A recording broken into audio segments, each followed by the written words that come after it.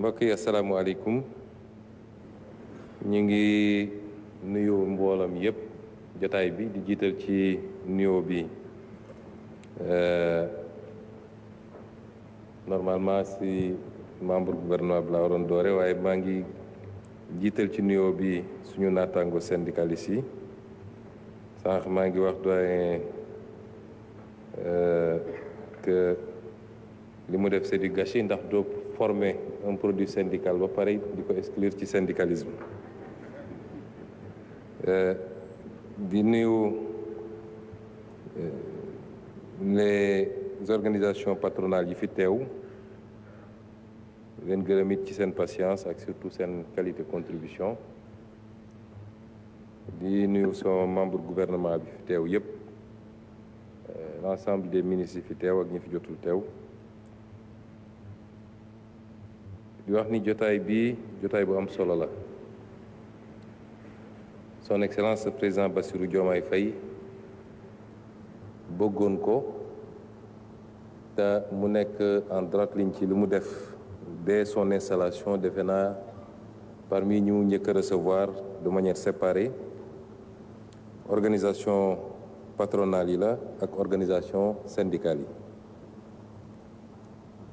depuis lors ñu waxoon ni war nañoo ubbi discussion yi ak dialogue bi waaye ñu jàppoon ni du ñu waroon waajal la waajal googu nag du ñàkk wekk wala ñàkk yéeg syndicat yi donte sectoriellement defe naa ministre yu bëri ñi ngi woon en contact ak syndicat yu dépendre ci seen tutelle di waxtaan ak ñoom léeg-léeg sax di signer ak ñoom ay protocole d'accord kon le dialogue n'a jamais été rompu avec les organisations syndicales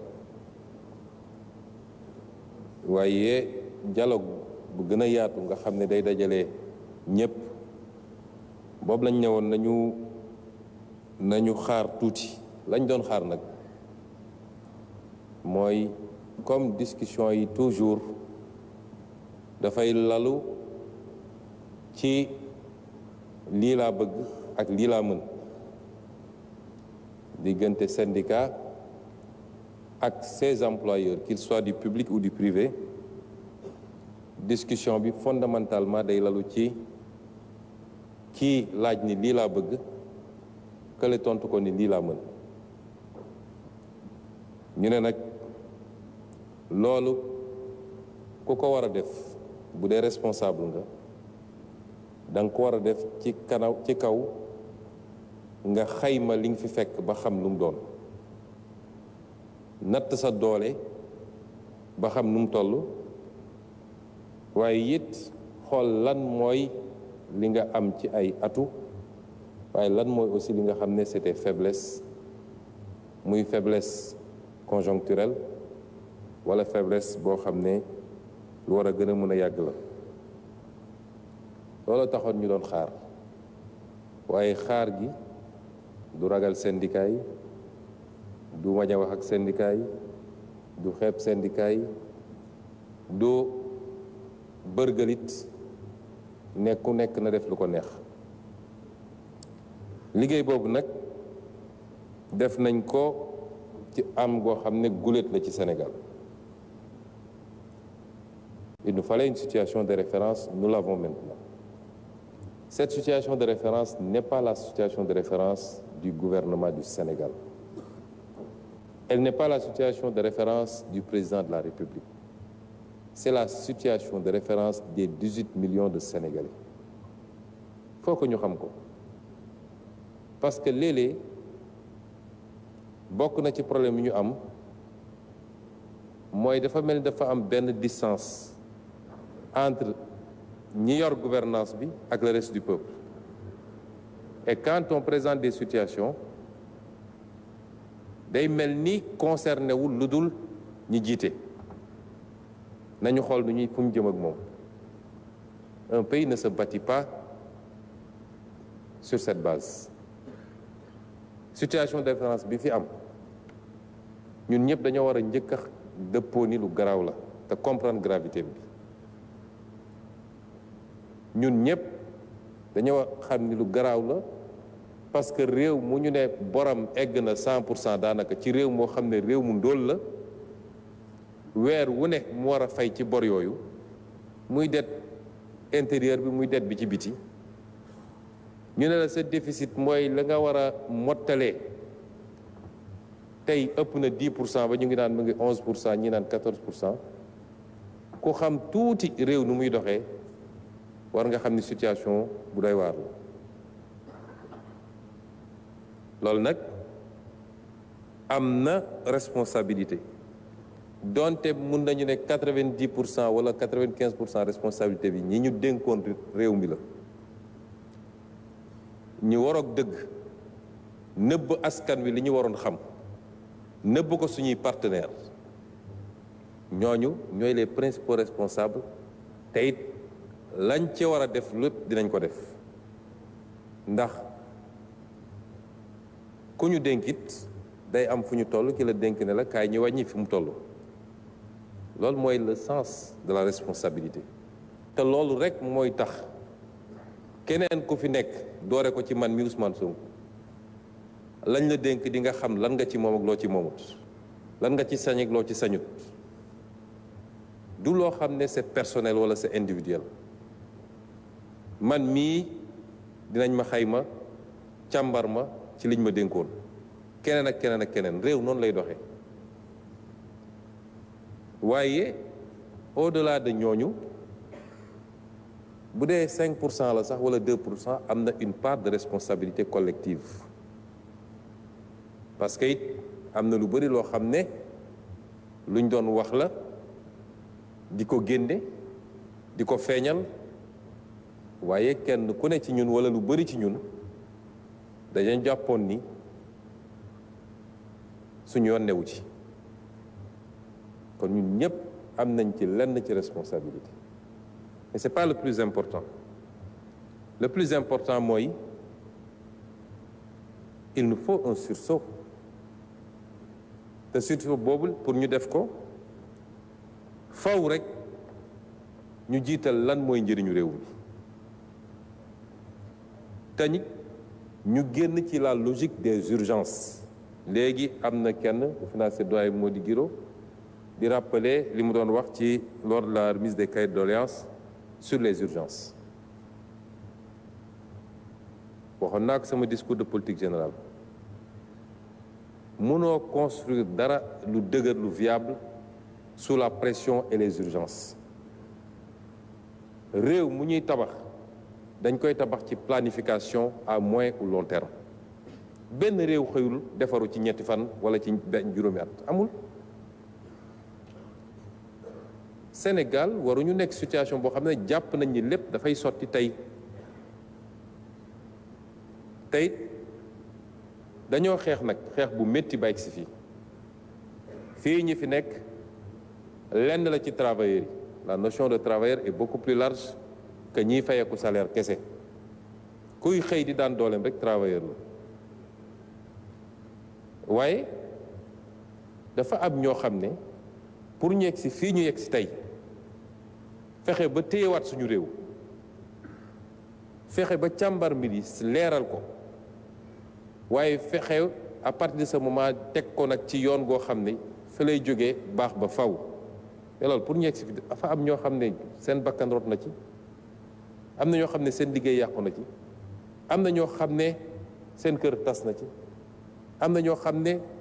tot ne lañ leen wala yàgg nañ ci kaso bi te ñooñu ñépp ci la ñu bokk moo tax faw rek ñu def preuve de dépassement et c'est pourquoi j'avais tenu à ce format bi gulet la dialogue social du fi gulet waaye format bi gulet la fi ñuy jéggalu ci impair yi ci am bu dee am na ci yéex a jot convocation wala ci suñu sañoon ñépp jël kàddu waaye day gën a guddal mbir mi te dina métti mais format bi mi ngi fiy doog am sama rakk bale étudiant bi ñëw na kaas waaye defe naa tey la ñuy mës a invité étudiant ci lu mel ni te biñ ma njëkkee andil format bi dama leen ne ñëpp laa bëgg a déglu si c'est possible dugal leen ci étudiant dugal leen ci élève dugal leen ci keneen ak keneen parce que yëpp ci climat social bi la bokk. mais may dalal xel yi nii dialogue social bi du tey dañuy ubbi ku ne dañ ma waroon yéegal wala dañ ma war a associer tey dañuy ubbi waaye bis ni ki tey lu ñuy daje di liggéey la dégluwante waxtaan liy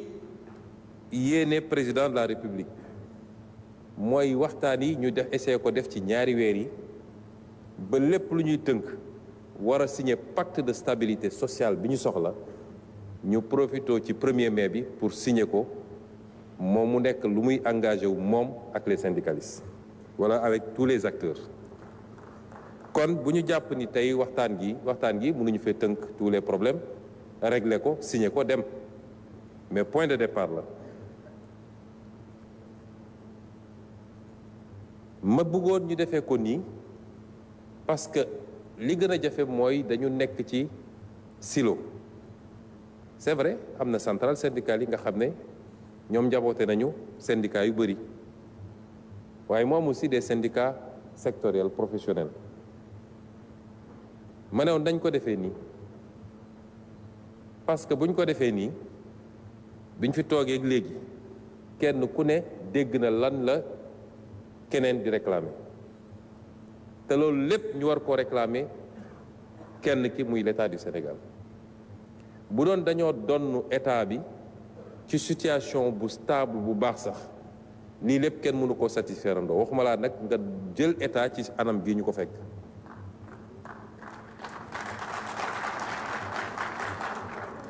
ba tax nag dégloonte bi te mu yaatu baax na parce que kenn ku ne bëgg na indemnité bu mel nii kenn ku ne bëgg na avantage bu mel na le kenn ku ne bëgg na stabilité de l'emploi kenn ku ne bëgg na loolu yëpp dañ koy dajale waaye li ñu mën a gaaral ñëpp mooy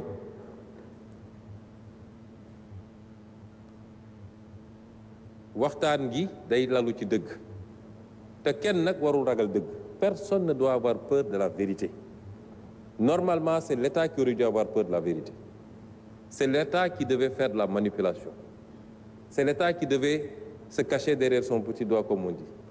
Mais l'État, sous notre gouvernement, ne vous cachera absolument rien. Lépp dañ koy teg sur la table. Lépp dañ koy teg sur la table. buñ ko tegee sur la table nag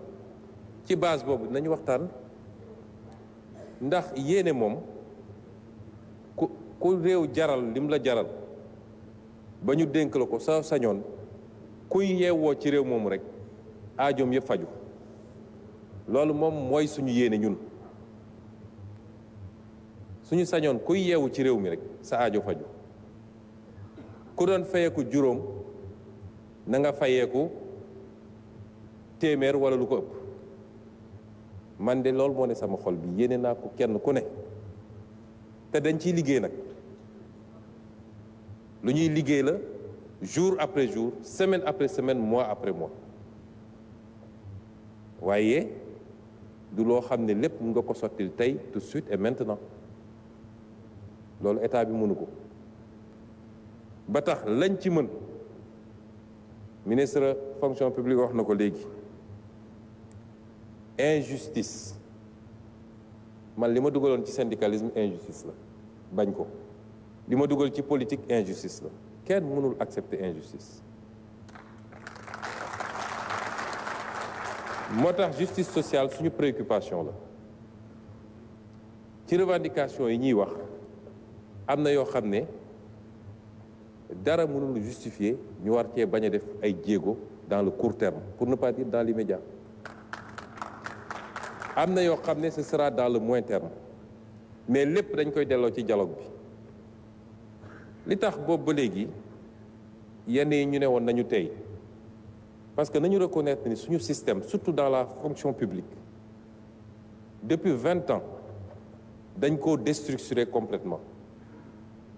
système fonction publique dafa amoon cohérence d'ensemble am des grilles ñu xam sur quelle base lay am différence entre nit ñi ñu ne grade am na ñu ne échelon am na ñu ne ensuite ñu xool fonction bi yan prime la àndal mais loolu amatul ci fonction publique Sénégal amatoo munoo méngale rémunération bi ak hiérarchie di nga gis ku nekk hiérarchie C wala B mën a fay koo xam ne ma nga hiérarchie A juróom yoon nga gis ay corps yoo xam ne man ëppalantewu ma njëriñ les corps yàgg naa ko wax man impôt domaine laa ne woon ba may ne impôt domaine nekk syndicat yàgg naa wax ni gisuma ban njëriñ la nit kuy liggéey impôt am te enseignant bi amu ko wala médecin bi amu ko ça c'est la vérité kon am na loo xam ne dañ ko déstructurer ci suñu fonction publique te li ko andi bokk na ci de la démagogie politique li ñu dal ñi yëpp looloo ko andi ministre bi budget wax na ko un État ne peut pas et ne doit pas vivre au-dessus de ses moyens mënul nekk sur le long terme mais bu dee ci wàllu politique nga ne fal nañ ma te bëgg naa am ñaareelu mandat lu gaaw a gaaw te samay moyen mayuma ko parce que moyen état fan lay jóge moyen état li ci ëpp ci l'impôt bi la jóge te am na léegi ku ne bu ñu laal impôt yi waaye nañu wàññi dund gi bu ñu laal impôt yi waaye nañu yokk salaire yi impôt googu mooy fay salaire yi impôt googu mooy subventionné dund gi principal moyen mi ngi jóge ci l'impôt la ca des looy fortaatu la ci yeneen moyen wala nga dem lebi ko lu mooy état du leneen parce que quelquefois on a l'impression quand on parle de l'état dafa am benn robinet boo xam ne da ngay ubbi rek muy sotteeku mais l'état vit avec des moyens comme kenn ku ne ci ñun këram ni muy dundee ak ay moyens te ci par rapport ak moyens yooyu nga mën a xool nooy calibrer ak noo mën a defee moo tax dans le dialogue qu'il faut avoir il faut que loolu ñu teg ko sur la table su ngeen gisee ni état bi il se trompe de priorité parce que ñun du ñu def noonu mandat bi bu naree yem ci benn na yem ci benn su dee yàlla loolu la tudd waaye benn boobu lañ ci war a def nañ ko def benn boobu réew mi nañ ko defaraat redresser ko teg ko ci yoon fii neen réew jaar ba développé dinañ fa teg Sénégal te loolu mi ngi commencé ci ñun ñii di gouverner et c'est pourquoi les premières mesures yi ñu jël ba léegi laa jóg ñu kenn benn sacrifice les premières mesures yi ñu jël c'est sur le train de vie de l'État train de vie de l'État lépp loo xam ne jàppoon nañ ni lu superflu la ñu ngi koy dindi am nga ay détails yoo xam ne soo ko waxee nit ñi ne ay détails la mais lu am solo la ci suñu consommation ñu ne dañu njëkk a commencé ci ñun man ren dañ ma andil proposition ne primature amatul presque oto il faut ñu jënd 30 oto man leen jënduma oto réew mi fi mu toll nii nañu defar oto yi fi ne woon du mbirum nay du mbirum nay waaye il faut ñu def des efforts sur nous-mêmes benn at la ñaari at la comme ni ko ministre bi waxee l'économie ne doit pas s'arrêter ci période boobu il nous faut dégager des marges budgétaires suñu capacité d'endettement presque dépassé nañ ko tey boo bëggoon yokk impôts yi ñu ne la attanuñu ko il faut ñu def des efforts sur nous-mêmes kenn ku ne il faut mu xam ni il faut mu am lu mu bàyyi tuuti lu ko may rek du dem lu ko may rek ci banqueroute lañ jëm effort yooyu ñu commencé ci ñun ci loo xam ne am na ñoo xam ne seen salaire bàyyi nañ ko ne bëgguma ko am na ñoo xam ne nañ nangam % ci sama salaire naa ko joxe ñaari at c'est symbolique mais lu am solo la noonu la ñu bëggee ñun ñëpp bu ñu toogee ñu teg ko ci dëgg te comprendre ni l'État doit vivre conformément à ses capacités mënoon nañu def ni ñëpp def maquiller les chiffres dem ñu lebal ñu xaalis bu bëri boobaa da ngeen di xëy ñu ne bor bi mu ngi 200%. La dette n'est plus viable Sénégal mënatul dem dal na fi ay réew yoo xam ne musiba gu rëy la jur kon bëgg mandat bu bees parce que boo gisee lii lépp mu ngi commencé pratiquement 2019 la accéléré wu dans la perspective d'un 3e mandat masse salariale bi tey mi ngi représenté 39% des recettes 39% ci masse salariale la doyen léegi wax na lu jëm ci ay emplois yu ñu supprimé dans la fonction publique. Fonction publique dañ ko doxalee ci at yi weesu jaaduwut. Est-ce que xam nga ni ci fonction publique bi am na ñoo xam ne ña ngay percevoir salaire te mosu ñoo dugg ci bureau liggéey loolu am na ci fonction publique bi. Fonction publique bi am na ñoo xam ne recruter dañ leen te ça correspond à aucun emploi bu ñu soxla. La fonction publique n'est pas une crèche pour caser de la clientèle politique. C'est pas ça la fonction publique aussi. Parce que ñun am nañu suñuy militants su dee ku ñëw ne dama soxla parce que il faut me satisfaire tout nit ñi nga créer agence yoo xam ne répondre à des besoins dugal fay nit ministre bi wax na ko léegi am na ay agence yoo xam ne wala ay projets yoo xam ne munoo ne lii lay réaliser salaire rek lay fay. C'est pour caser de la clientèle politique. Un État responsable loolu da ko war a évaluer càmbar ko li nga xam ne correspond na ak li ñu soxla dëgg pour état bi dox wasalaam la nga xam ne bokkul ak loolu ñu xool feneen fu ñu koy déployer. Ça aussi il faut qu'on l'assume parce que dans un pays ñun li suñu responsabilité mooy fexe ba ñële dox fexe ba l'activité économique dox que le secteur privé marche correctement parce que le secteur privé moo war a nekk le premier employeur dans un état bu baax. C'est ça la réalité. Mais suñu inversé mbir mi ba tey tous les dépôts d'emploi ci état bi la parce que secteur privé bi loof na état bi fi mu mënee dégager des marges pour gën a mën a appuyer l'activité économique amatu ko parce que lépp mu ngi koy dugal ci loolu. moo tax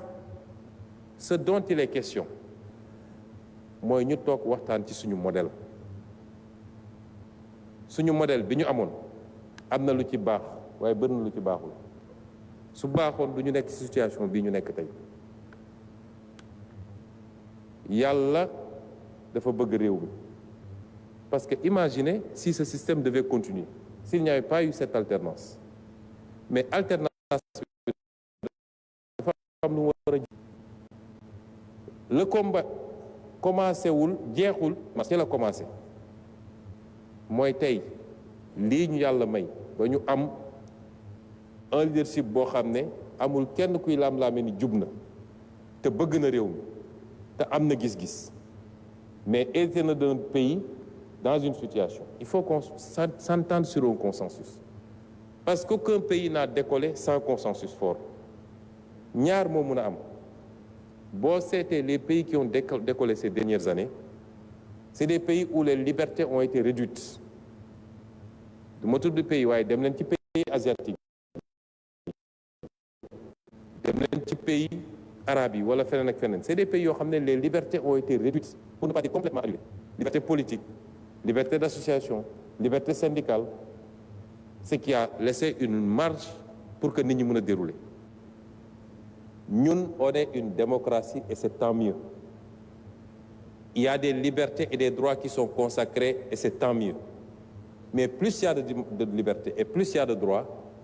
plus il doit y avoir de la responsabilité parce que ça va avec et c'est pourquoi modèle bi dafa war a toog nekk ñun ñu toog waxtaan teg ko ci lu leer ak dëgg xool lu kenn ku ne attan ak lu mu attanut parce que injustice c'est dans les deux sens état bu mënee ba mu leer ni mën na ba pare bañ a def c'est une injustice jaay doole la mais travailleur bu laajee état lu mu mënul te mu leer ko ni mënu ko injustice la jaay doole la et c'est pas parce que am naa sama droit de grève que dinaa ko imposer état et c'est ça qui conduit à la confrontation et personne ne souhaite la confrontation parce que personne n'y gagne personne ne gagne dans la confrontation sociale ñun ñëpp ñun su ngeen ñuy juger les électeurs nous jugent au moment des élections le Sénégalais lambda le travailleur nous juge dans les actes qu'on pose tous les jours mais une fois qu'on sera d'accord ci benn pacte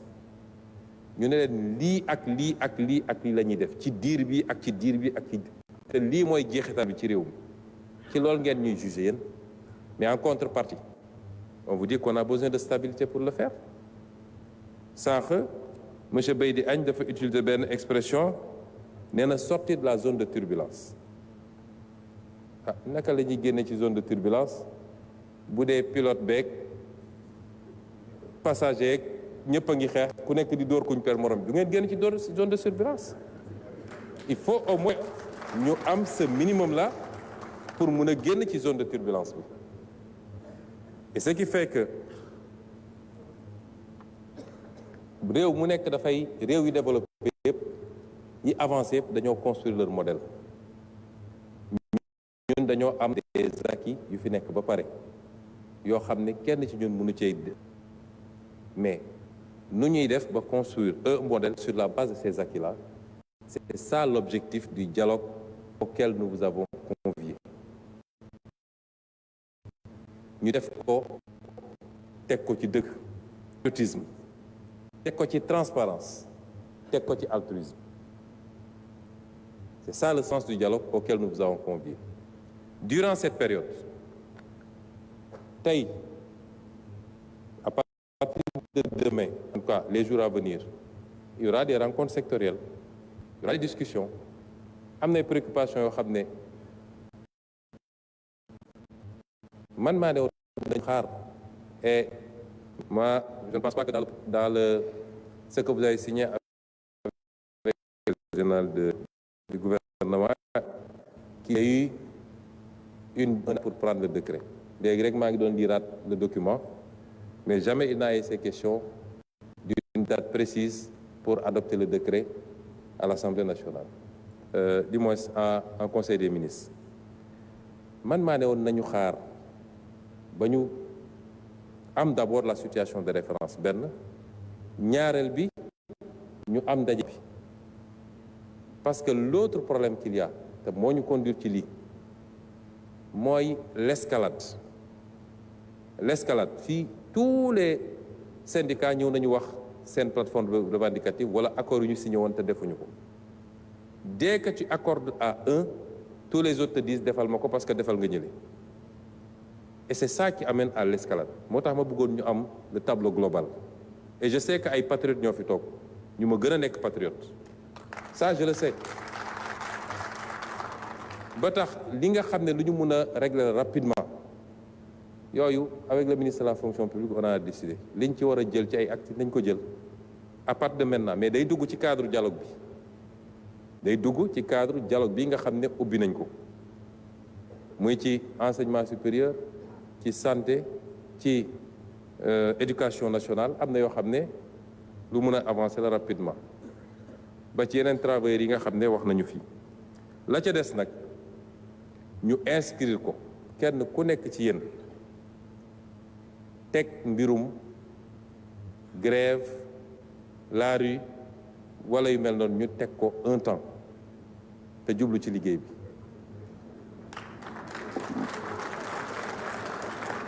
liggéey bi nag mooy lan neew ñu leen ngeen teg ko rek dem toog seen kër da ngeen koy teg ñëw ñu ànd liggéey suñu tànk seen tànk ngeen di gis li ñuy def bis bu ne ñoo koy defandoo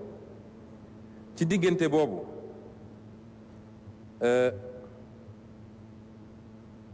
dinañu liggéey ci finaliser le pacte bi nga xam ne moom la ñu bëgg a signer fii ak le 1er mai muy benn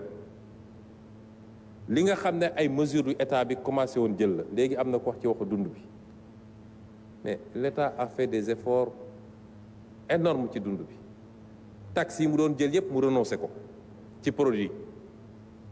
ak yeneen mais réew mooy li ma leen wax il faut que ñu liggéey sur le moyen terme ndax réew moo xam ne li mu soxla li ci ëpp da koy jéggaani produirul il dépend ou il est très exposé au choc exogène ceeb ba ngay lekk la ci ëpp bayoo ko fii produits pétroliers yi nga soxla toutes les consommations loolu yow mën nga bàyyi taxi mën nga bàyyi li mën nga bàyyi li waaye la ceeb bi di jar sur le marché international mënoo ko changer c'est ça la réalité parce que li mun a surenchérir ceeb bi dañuy xool lan moo ci responsabilité état lan moo ci mën a nekk responsabilité état ak lan moo ci responsabilité su doon ceeb bi dañ koo jëlee bitim réew mu jar fukk état ñëw teg si juróom wala beneen fukk ci taxe nga ne état bi moo tax ceeb bi cher mais état bi nee na man lépp banaa ko waaye li Inde jaayee ceeb mënoo mu ca dara moo tax ci suñu programme de développement li ñu ne suñuy priorité loolu tam am na solo parce que non seulement dem nañu lebi xaalis bu bëri mais yóbbuñu ko ci priorité réew ñun de li ñu gëm mooy balaa nga naan naam ne fa sénégalais yi il faut ñu lekk lu baax ci njëg gu yomb il faut ñu faju ci njëg gu yomb bu ñu feebaree ak faju qualité il faut ñu am njàng bu jaar yoon il faut yooyu ci suñuy priorité la moo tax mbay mi càmm gi napp gi secteur industriel loolu mooy suñuy priorité c'est pas faire de grands immeubles ñu ne xool leen immeubles yi ñuy tabax wala de grands stades loolu mun na ñëw après mais construisons d'abord une économie créons les conditions de notre souveraineté loolu dafa am solo mais noo tabax te loo soxla yaa ngi koy jéggane ci biti munoo fexe ba wàññi njëg yi ñi ngi dem ci léegi ñu dem ci deuxième phase wàññi njëg yi le ministre du commerce est là déplacé wu na dem Inde waxtaan nañu ba naxanteeg ñoom ba am ay taxes yoo xam ne teggil nañ ñu ko ak yeneen ak yeneen nous sommes obligés de faire comme ça c'est ça la réalité mais ci diggante boobu bu ngeen ñu accordé moratoire bi ñu ne la bokk na ci chantier yi nga xam ne continuer liggéey ci réduire le coût de la vie ensuite on a un vaste programme de logements sociaux bokk na ci li ñu waroon programme présenté fii mais ñi ci njëkk a profiter c'est les couches les classes moyennes comme on dit les travailleurs lu ñuy liggéey la parce que jàpp nañu ci préoccupation essentielle de tout citoyen rawatina borom kër mooy nga am foo moom sa bopp boo weer kenn du la fëgg ne la andi location lu ñuy liggéey la ak yéen dinañu continuer aussi di liggéey ci lépp loo xam ne farata la ñu fexe ba retard du ci am te kenn du ci ñaxtu bokk na ci salaire bourse indemnité yeeg prime yi bëri na ci enseignement bi bëri na ci enseignement supérieur bi éducation nationale yooyu yëpp wax nañu léegi li jëm ci dette publique bi dette publique yi ñëpp am nañ ci responsabilité parce que am na ñoo xam ne dem nañu jël ay engagement ak état te jaarul ci yoon marché sax amuñu ko woon am na aussi ci système bancaire bi ñoo xam ne dem nañu dugg ci logique financement boo xam ne dafa génn cadre finance publique yooyu yëpp am na fi ministre des finances ngi nii mais n'empêche dañu war a def ci effort ñu ngi koy def ba nga xam ne arriéré yi surtout intérieur bi ñu fexe ba éponger lañ ci mën graduellement mais surtout fexe ba lii andi yenn problème yi chaque jour te coow di am ñu fexe ba loo non seulement du am retard mais nañ ko def ci anam bu mu gën a rafete loolu tam engagement yi ñu mën a jël la tout de suite et maintenant sur les salaires les bourses les repreneurs des ressources des universités la dette intérieure des BTP continuer di liggéey sur la baisse des denrées ak yeneen yi ma wax nii ensuite ñu liggéey sur ce qu'on appelait nous le rebasing social mooy tey tout le système social la protection des travailleurs le nouveau code du travail ñëwoon na en première lecture ñu delloo ko ministère bi pour ñu def yenn correction yi waaye les équilibres la justice et l'équité dans les systèmes de rémunération yooyu yëpp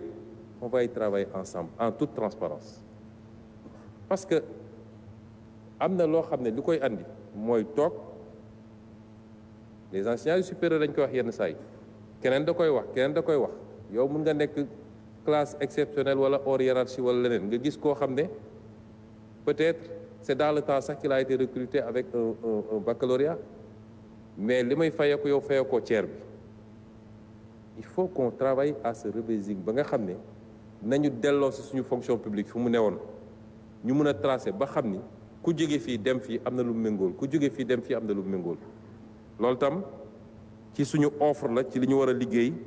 ensemble la main dans la main continuer it di liggéey ci bâtir ensemble li nga xam ne mu war a nekk le socle la rampe du lancement définitif parce que on vous a présenté un programme qui est très ambitieux. Bâtir une industrie, faire vivre nos différents secteurs du primaire, mais travailler à nous réapproprier également toutes nos ressources. Il y a un travail extraordinaire qui est en train d'être. Bu ñu jotee nañ leen wax ni lii la parce que loolu dafa bokkoon suñu combat politique. Lan la ñu am ci suñu or, lan la ñu am suñu pétrole, suñu gaz, lan la ñu am ci suñu jën gi, et cetera et cetera. Yooyu yëpp bu ñu liggéeyee ba réapproprier ko état bi dina mën a gën a am marge yi ngeen bëgg yéen pour construire un développement boo xam ne peut-être dans quelques années yenn yi ñu toog fii di ko wax ce sera de l'histoire ancienne. Mais c'est un construit. Ça ne tombe pas du ciel. Et ça, nous voulons le faire en toute transparence, la main dans la main, avec les partenaires que vous êtes, le patronat, les travailleurs et tout le monde. Yii ñu xam tamit ni malgré situation bi ni mu mel nii le Sénégal est suivi par le monde entier. Et les gens continuent à avoir un appétit pour le Sénégal. Ñun waa Sénégal ñun ñoo leen war a woon ni on est capable de faire les sursauts qu'il faut. On est capable de bâtir une unité forte autour de l'essentiel. Nit ñaa ngi ñuy xool de les partenaires ñu ngi ñuy xool pare na mais président de la République mi ngi recevoir la Banque mondiale demain je vais recevoir FMI dina ñëw ci fan yi tey ci suba man mii rek j'ai reçu des investisseurs chinois des investisseurs qataris tout le monde veut investir au Sénégal ñun ñoo war a def le bloc maintenant par rapport ak li nga xam ne mooy suñuy atu ba tax nit ñi bëgg ñëw Sénégal la stabilité l'ouverture le positionnement géographique les ressources naturelles des élites souvent très bien formées une jeunesse qui ne demande qu'à travailler et qu'il faut également former c'est ça aujourd'hui enjeu yi nga xam ne moo ñu interpellé et nous devons tous y travailler et c'est ça que nous appelons de tous nos vœux. Et c'est pourquoi nous vous interpellons chacun et vous collectivement pour ñu dem vers ça wax nañu ci un certain nombre de choses ma clarifier parmi les engagements qu'on peut prendre c'est aussi d'achever les infrastructures mais li ëpp ci Sénégalais yi et parmi lesquels peut-être ñi ëpp ñu ne ci salle bi ñooñu votel ci élection présidentielle fal Bassirou Diomaye Faye ñëwaat wóoluñu ci élection législative bokk na ci li gën a essentiel li taxoon ñu voteel ñu mooy ñu jubbanti réew mi mooy ñu jëlee fi guerre ak détournement de deniers publics ñu jëlee fi surfacturation des marchés publics loolu bokk na ci la taxoon ñu ngeen fal ñu mais buñ ñëwee toog ma jël secteur de l'enseignement supérieur buñ ñëwee toog gis ni université yi ne moom la ñu bëgg a tabax lañ ko facturé biñ ñëwee ñun def suñu càmbar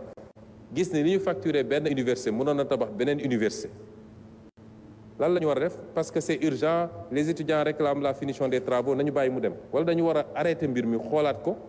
fexe ba delloo ci xaalis Sénégal suñu loxo et c'est ce que nous avons fait c'est ça que nous avons fait boo jëlee éducation nationale même chose te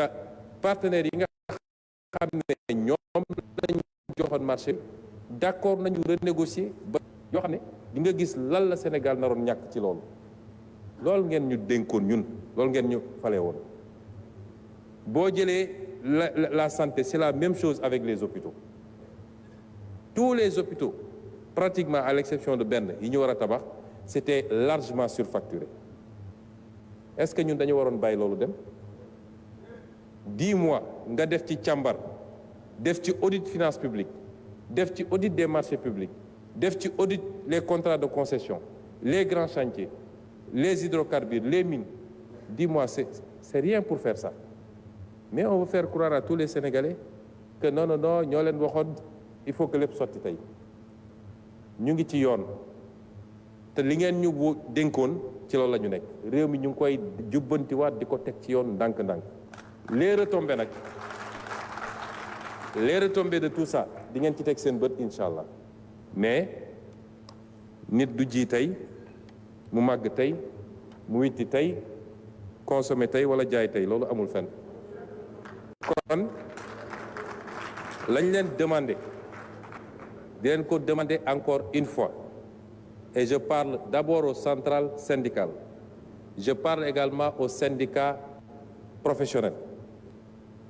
nous sommes ouverts au dialogue et nous allons dialoguer dans la transparence. Tout ce qui est faisable, nous le ferons. Nous éviterons autant que possible la confrontation. Et nous devons tous éviter de nous pousser mutuellement vers la radicalisation. Doyen,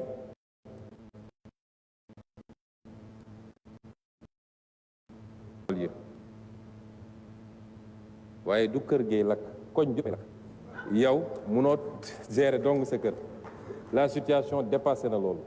justement cette conception de moi et de ma maison pour un temps il faut qu'on travaille tous à la dépasser